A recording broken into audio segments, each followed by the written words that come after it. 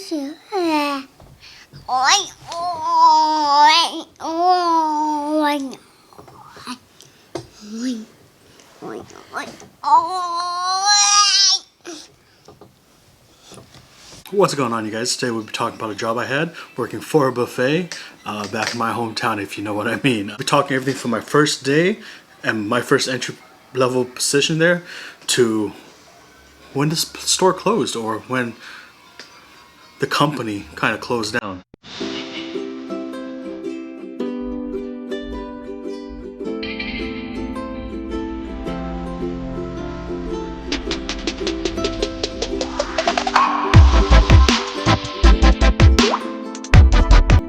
So I hired into Hometown as my second job. I had another job, I had a full-time job.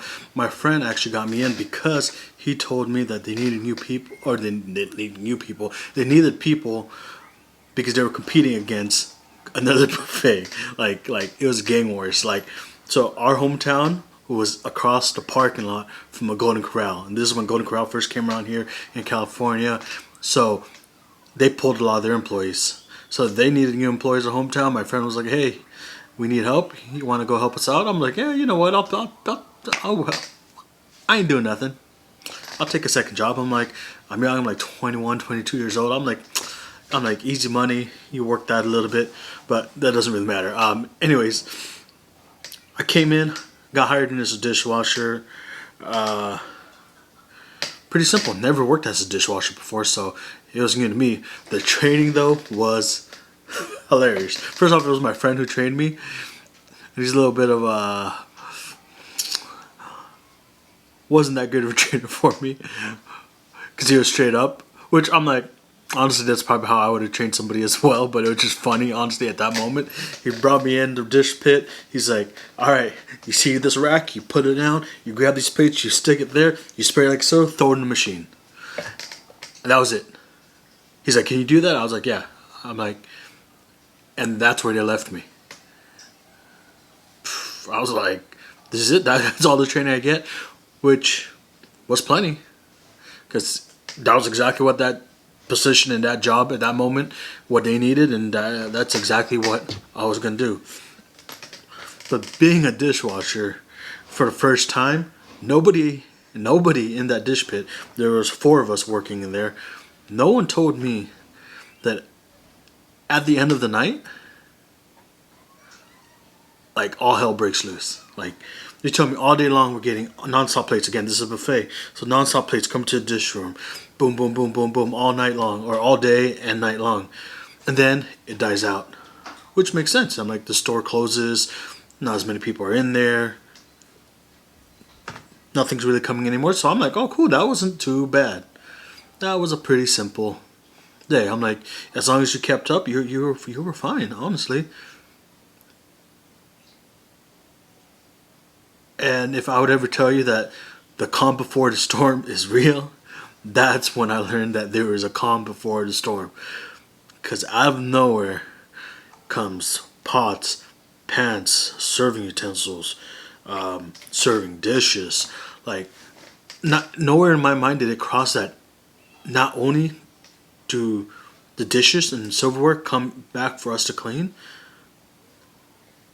but everything that was on the buffet line comes back as well. And doesn't just come back like gradually. Here's 3 or 4 carts full of pans. Threw me way off. Like day 2, my next day there, I knew better. Like I knew that, you know what? When it calms down, it's about to go down. And sure enough, the second day, I was ready for it. It was no surprise anymore. So another thing that people still trip out when I tell them, which tripped me out as well, is that about 85% of the food there is made in-house. Meatloaf from ground beef and vegetables that they chop up. Everything, like chicken pot pie. Like, it was actually amazing to see how much food was actually produced in that kitchen, and how much of it was actually like fresh food. I'm like fresh in the sense that it didn't come in a box and all you had to do was throw it in a microwave or throw it in the oven or fryer and you're done. Like, it's amazing that everything in the bakery was baked fresh, either that day, the day before, whichever it may be, except for like the dinner rolls, the French bread, the cookies. That stuff came in frozen, and you proof them up, and then baked it. But you're telling me the cakes, the cobblers, the pies, the cheesecake, all that was made in-house every morning. Like, that bakery had it going on.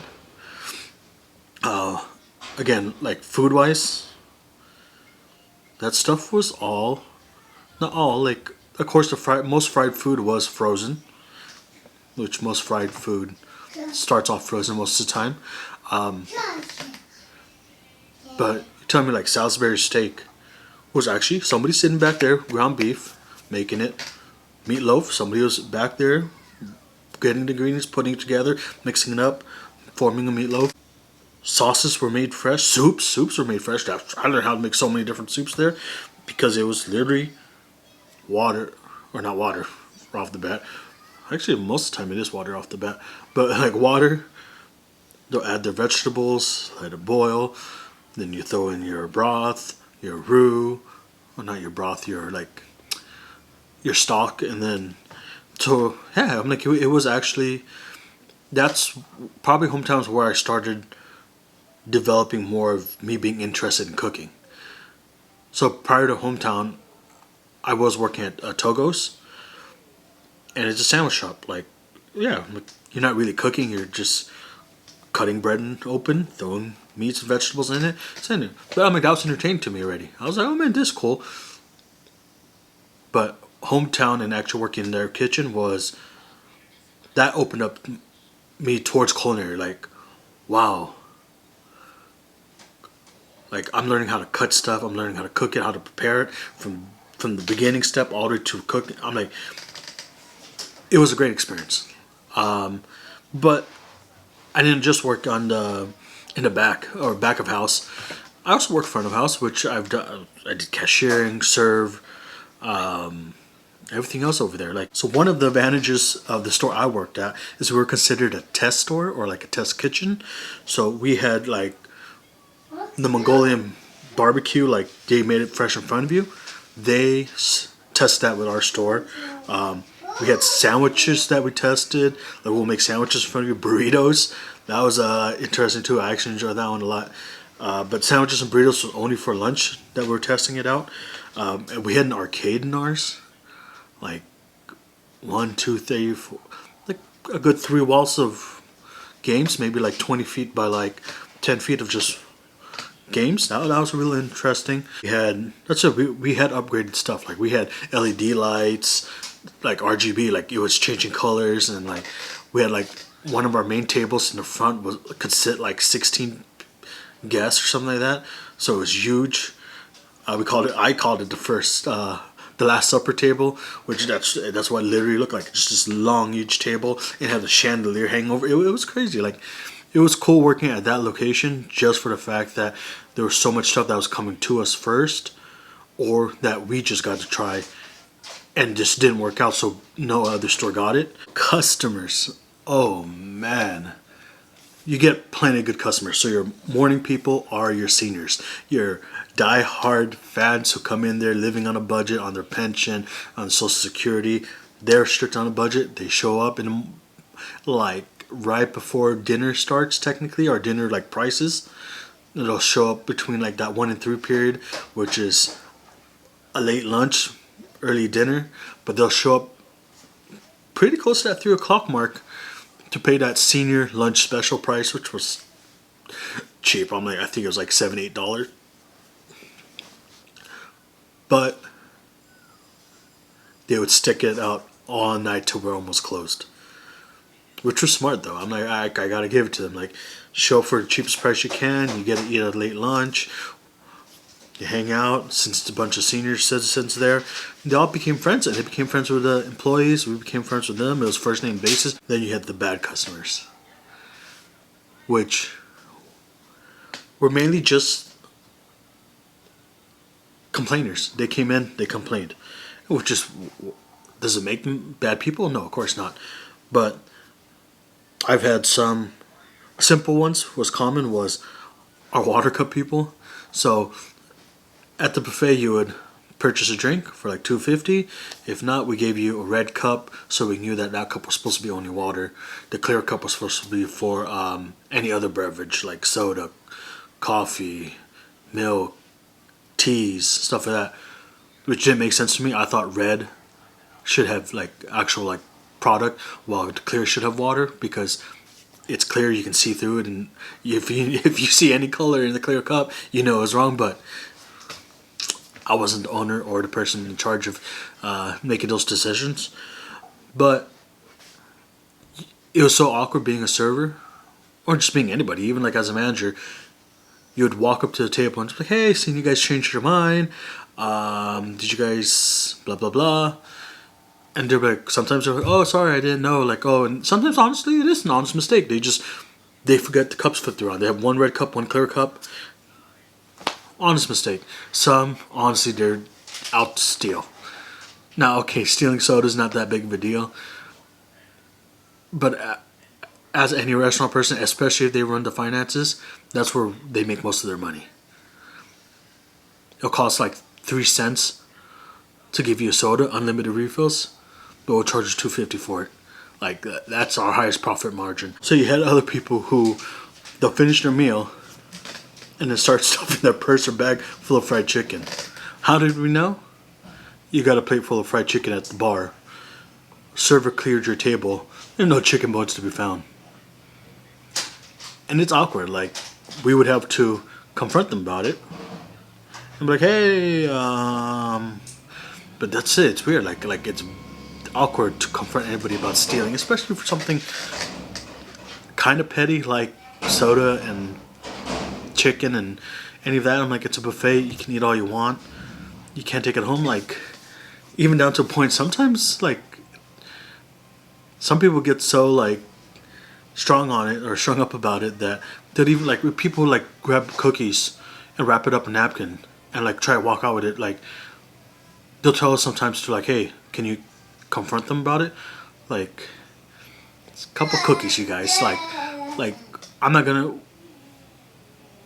like, when I go to a buffet, like, I'll go grab an ice cream cone as I'm walking out. Like, do you consider that stealing as well? Because I'm not eating it in the location. Like, I'm gonna take, it's kind of like a to-go ice cream cone for me. Like, I don't know. Like, some stuff was like, yeah, it made sense. Like, yo, like,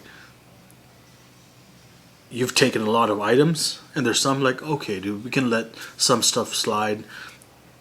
Like, cookies, come on, dude. They grab 2 cookies as a little snack for later, or even now, or on the car ride. I'm like, it's tough. It's a real tough situation. That's so you got to use your best judgment on what you should confront and shouldn't confront about that. But then we had other people who straight up, like, they didn't even pay for anything. They'll walk in, hey, can I just kind of like check out what you guys are serving? Which, of course, we're not going to tell you no. Like, look, because our menu changes. So they look at the bar, and all of a sudden they just start making themselves a plate of food and sit down and eat. And we'll be like, yo, you got to pay. Or sometimes they'll say, oh, look, let me just go look. And they'll go look, and they'll be like eating already. They'll grab a plate, they'll put a piece of fish on it, and they'll start eating the fried fish as they're walking around. Like, just because you didn't go sit down. I'm like, there ain't no snacking and tasting. Like, you're either going to pay to eat or not. The weirdest position, I feel like, which took like the most like patience. If you think you have patience, and if you think that you can handle like almost anything, it was working at the carving station, which is the person who cuts the ham, the roast beef, the turkey, the ribs, pretty much all the meat, steak. You were trained, like, only cut so much meat per person, give them so much of a serving. If they want more, you give them more. But if they want like an excessive amount, like tell them that it is a buffet. You're more than welcome to come back to grab more meat if you would like. We just can't give out too much at once because we need enough to give some to all the guests that's in the restaurant. There's always more cooking. There's always more on its way. Roast beef, ham, turkey, all that stuff didn't really matter too much, but like steak did, because people come for steak and ribs. They'll come up there and we'll give them like a piece about that yay big, like a deck of cards, like a normal serving size. That's all. Can I have another piece? Yeah, give them their piece.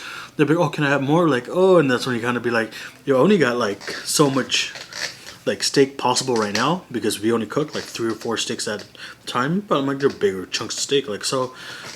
So I'm like, go ahead, sit. Like, you can't tell them go ahead, sit down, eat, and then come back. But like, yeah, I'm like, we just gotta save some for everybody else. I'm like, you're more than welcome to come back and grab more. Again, it was such an awkward situation sometimes, but that was part of the job. I'm like, it was almost always awkward situations. Now that I'm thinking about it, there's times like I had one guy flip me off. Like I explained to him the policy about it, and he straight up just gave me the bird, and I was like, "What is going on?"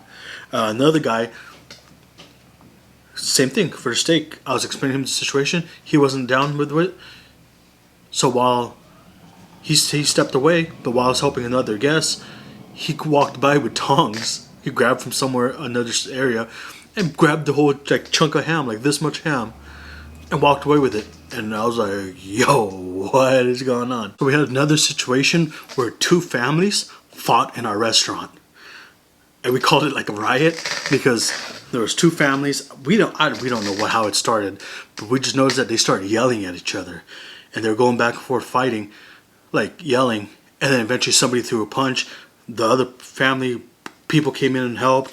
And then now we had 2 complete families. And there were big families that showed up, like a dozen plus kids on each family. So it was big. Like, it was a big fight.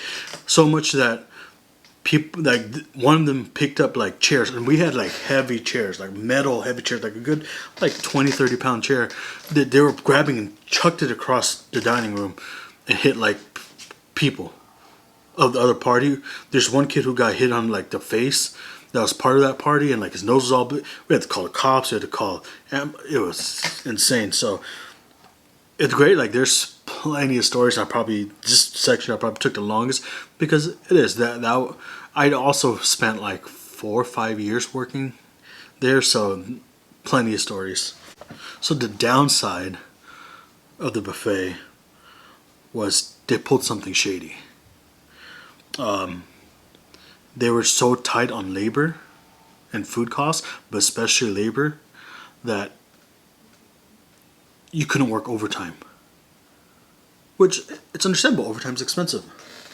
But so much that if they needed you to work overtime, that they would clock you out for your 8 hours and just accumulate that time that you work after that. So say if you work 2 more hours, they'll take that 2 hours and add it to a different day. As long as it wouldn't cost overtime either.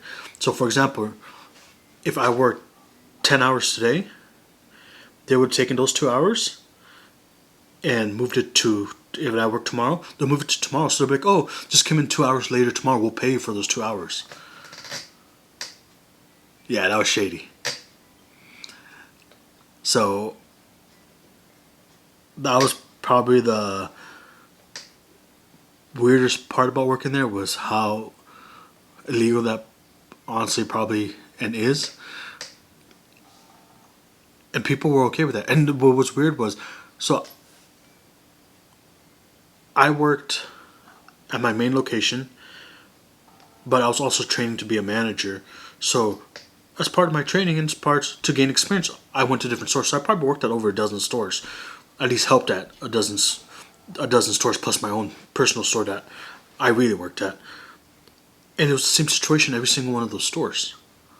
Like, it was a common thing for Hometown to not pay OT and to move hours around so that they wouldn't have to deal with overtime.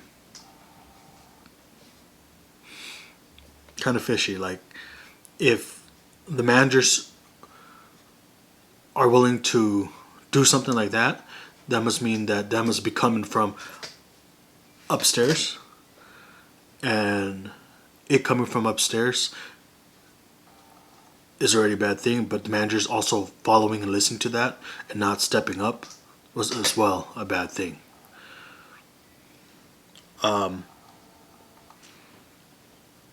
Which leads me to my next point, that I started off as a dishwasher, worked my way through the company.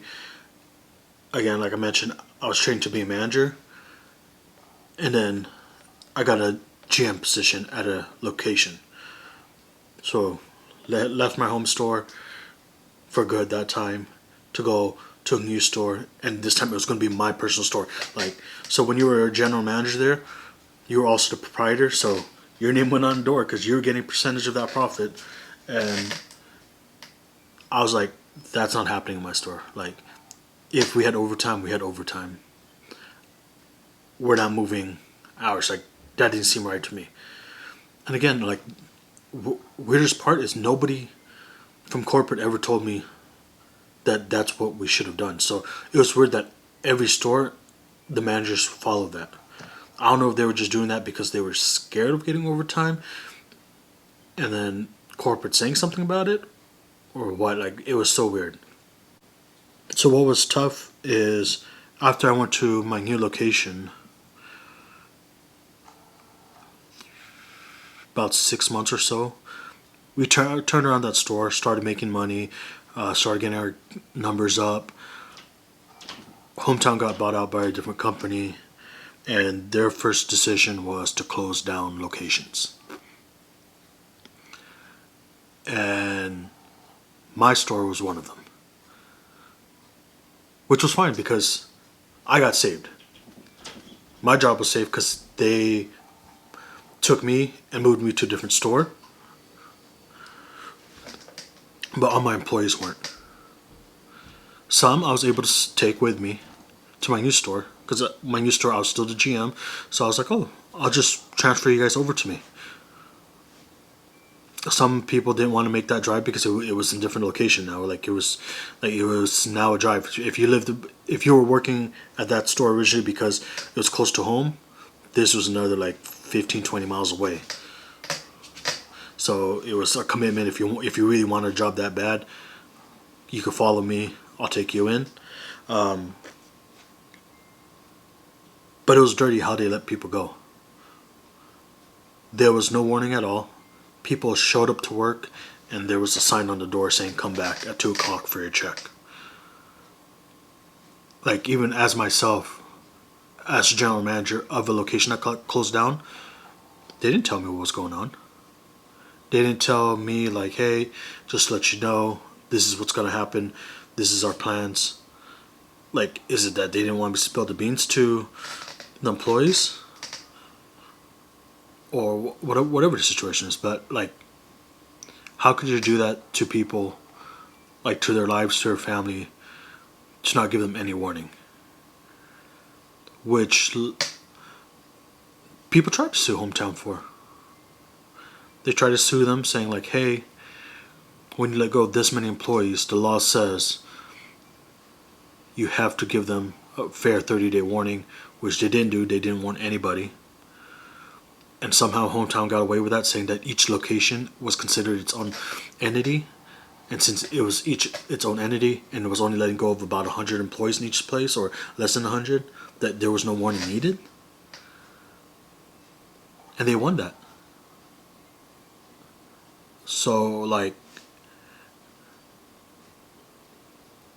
that hurt not just, like, me personally. I don't think I got hurt from that. Like, that, like, this is a company, this is how you guys are going to treat your employees, who some have been with you guys for about 20 years, 15 years, 10 years.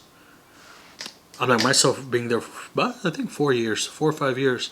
Like, that was kind of, that's it. Like, again, like, employees aren't, you can't ever think of yourself as like unreplaceable, or that you think you're worth a lot, because there's always somebody else out there that's more than willing to take your job. Especially like right now and during this pandemic, like jobs are scarce. If you have a job, you better cherish that thing. Don't think you're too good for it, or don't think you're worth. You might be worth more. You might be, but at this, you gotta understand that at some points, you gotta be happy with what you have. At least you have something. Said a lot more than what I just had written down here. I had like 6 things that I just wanted to go over, but I went a little deeper than that. Alright, you guys. Hit that subscribe button, hit that like button, leave me a comment. Let me know what you guys think about this. This is our second like job video. I like it, kind of just reminiscing of the times and places I worked at. Also, it gives me something to post. Like, it's either I post me just playing video games all the time. I don't really go out and do anything. I try to stay indoors as much as I can. It's a pandemic out there, you guys. There is a virus, and I'm not trying to get with that. So at least this gives me something to film in the meantime. If you guys enjoy it, let me know below. Tell me what else you guys want to see. Let me know what you guys think. Let me know what you guys want to hear, want to see, and we'll make it happen. Peace. Say hi. Hi. Say bye. Bye. Blow kiss.